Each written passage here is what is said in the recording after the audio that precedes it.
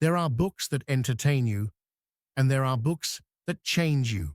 Thus Spoke Zarathustra is one of those books, a book for everyone and no one. Called it Nietsche everyone because it speaks to the deepest part of what it means to be human. No one, because so few are truly ready to hear it. This isn't a philosophy textbook. It's not a set of dry ideas or definitions. It's a poetic, almost prophetic story about a man named Zarathustra who spent 10 years alone in the mountains and then descended to share his wisdom with mankind. Wisdom that burns, wisdom that challenges, wisdom that forces you to look at yourself and ask, am I living as the person I could become? Nietzsche's words aren't comfortable. They're meant to awaken, to shake the soul out of its sleep. That's why I'm starting this series. We're going to read Thus Spoke Zarathustra from the very beginning, part by part, not filtered through professors, not through quotes taken out of context, but through careful reading and honest reflection.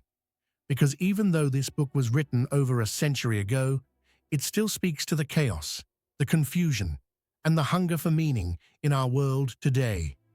Alone on his mountain, about to descend and face humanity for the first time in 10 years. Zarathustra's Prologue. When Zarathustra was 30 years old, he left his home and the lake of his home and went into the mountains. There he enjoyed his spirit and his solitude, and for 10 years did not weary of it. But at last his heart changed, and rising one morning with the rosy dawn, he went before the sun and spake thus unto it, Thou great star, what would be thy happiness if thou hadst not those for whom thou shinest? For 10 years hast thou climbed hither unto my cave. Thou wouldst have wearied of thy light and of the journey, had it not been for me, mine eagle, and my serpent. But we awaited thee every morning, took from thee thine overflow, and blessed thee for it. Lo, I am weary of my wisdom, like the bee that hath gathered too much honey. I need hands outstretched to take it. I would fain bestow and distribute until the wise have once more become joyous in their folly, and the poor happy in their riches. Therefore must I descend into the deep, as thou doest in the evening, when thou goest behind the sea, and givest light also to the netherworld, thou exuberant star. Like thee must I go down, as men say, to whom I shall descend. Bless me then, thou tranquil eye, that canst behold even the greatest happiness without envy. Bless the cup that is about to overflow, that the water may flow golden out of it, and carry everywhere the reflection of thy bliss. Lo, this cup is again going to empty itself, and Zarathustra is again going to be a man. Thus began Zarathustra's downgoing. This opening scene already tells us everything about who Zarathustra is and who we might become if we follow his path. He's lived in solitude, mastering his spirit, filling himself with wisdom, but now that wisdom feels too heavy. And so he looks to the sun, the symbol of giving, of creation, and says, What would be your happiness if you had not those for whom you shine? In other words, what is the point of knowledge, of enlightenment, if it never reaches anyone else? Zarathustra isn't descending out of pity. He's descending out of abundance. His cup is overflowing. He has become too full of his own light. And just like the sun must set to rise again, Zarathustra must go down to humanity in order to rise to something greater. Nietzsche calls this movement the going under, der Untergang, which means both descent and self-overcoming.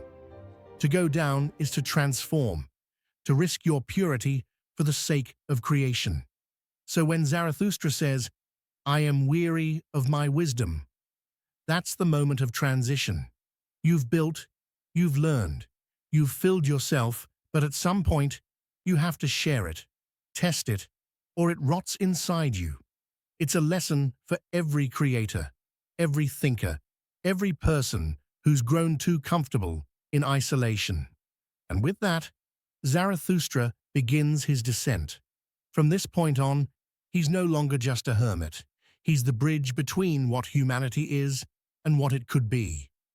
That's where the story and the transformation truly begins. Zarathustra went down the mountain alone, no one meeting him. When he entered the forest, however, there suddenly stood before him an old man who had left his holy cot to seek roots. And thus spake the old man to Zarathustra, "No stranger to me is this wanderer. Many years ago passed he by. Zarathustra he was called, but he hath altered. Then thou carriedst thine ashes into the mountains. Wilt thou now carry thy fire into the valleys? Fearest thou not the incendiary's doom?" Yea, I recognize Zarathustra. Pure is his eye, and no loathing lurketh about his mouth. Girth he not along like a dancer? Altered is Zarathustra. A child hath Zarathustra become. An awakened one is Zarathustra. What wilt thou do in the land of the sleepers? As in the sea hast thou lived in solitude, and it hath borne thee up. Alas, wilt thou now go ashore? Alas, wilt thou again drag thy body thyself? Old man, Zarathustra met turns out to remember him. He noticed that Zarathustra has changed, evolved. Once he was searching for the fire, but today he is bringing that fire to the mankind. But he warns him that that exact fire can burn him down. Old man does not understand Zarathustra's decision and asks him why he decided to go down. On this question, Zarathustra simply replies, "I love mankind." Old man still does not get it. As to how can he love mankind? Humanity has failed, old man. He believes men is too imperfect for him, and only thing he loves is God. Now I love God. Men I do not love. Man is a thing too imperfect for me. Old man represents traditional religious ascetic.